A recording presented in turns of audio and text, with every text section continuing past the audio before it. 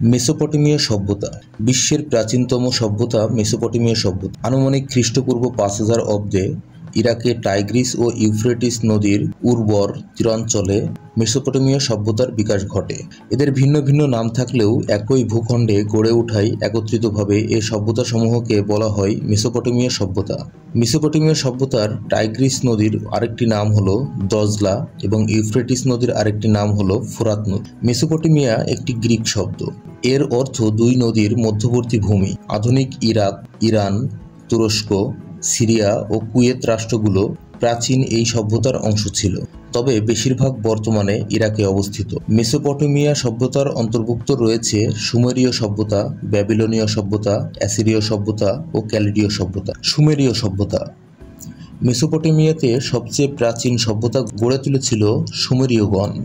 সুমেরীয়দের আদিবাস ছিল এলামের পাহাড়ি অঞ্চলে। খ্রিস্টপূর্ব 4000 অব্দে এদের একটি শাখা মেসোপটেমিয়ার দক্ষিণে বসতি গড়ে তোলে। সুমেরীয়দের আয়ের মূল উৎস ছিল কৃষি। তারা উন্নত সেচ ব্যবস্থা গড়ে তুলেছিল।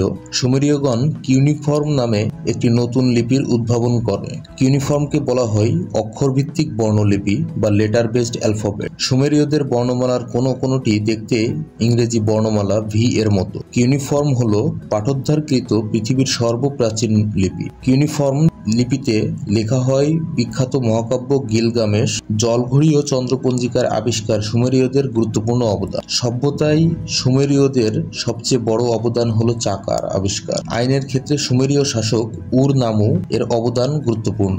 তিনি সর্বপ্রথম পৃথিবীর ইতিহাসে লিখিত আইনের প্রবর্তন করেন, যা কোড অফ উর নামু নামে পরিচিত। ব্যাবিলনীয় সভ্যতা সিরিয়ার মরুভূমি অঞ্চলের অ্যামোরাইট জাতি আনুমানিক 2050 খ্রিস্টপূর্বে মেসোপটেমিয়া অঞ্চলে একটি নগর সভ্যতা গড়ে তোলে। ব্যাবিলনীয় সভ্যতার স্থপতি ছিলেন বিখ্যাত অ্যামোরাইট নেতা হাম্মুরাবি। হাম্মুরাবি লিখিত আইন প্রণয়ন করেন, যা হাম্মুরাবি কোড অফ হাম্মুরাবি নামে পরিচিত। পৃথিবীর প্রাচীনতম মানচিত্র পাওয়া যায় ব্যাবিলনের উত্তরের গাথুর শহরের ধ্বংসাবশেষে। অ্যাসিরীয় সভ্যতা ব্যাবিলন থেকে প্রায় 200 মাইল উত্তরে টাইগ্রিস নদীর তীরে আশুর নামে একটি সমৃদ্ধ শহর গড়ে ওঠে। ইতিহাসে অ্যাসিরীয়দের পরিচয় সামরিক রাষ্ট্র হিসাবে। তারাই প্রথম লোহার অস্ত্রে সজ্জিত বাহিনী গঠন করে এবং যুদ্ধরথের ব্যবহার করে। অ্যাসিরীয়রা প্রথম বৃত্তকে 360 ডিগ্রিতে ভাগ করে। পৃথিবীকে সর্বপ্রথম তারা অক্ষাংশ ও দ্রাঘিমাংশে ভাগ করে। ক্যালিডীয় সভ্যতা ব্যাবিলন শহরকে কেন্দ্র করে গড়ে ওঠায় ক্যালিডীয় সভ্যতা ইতিহাসের নতুন ব্যাবিলনীয় সভ্যতা নামেও পরিচিত।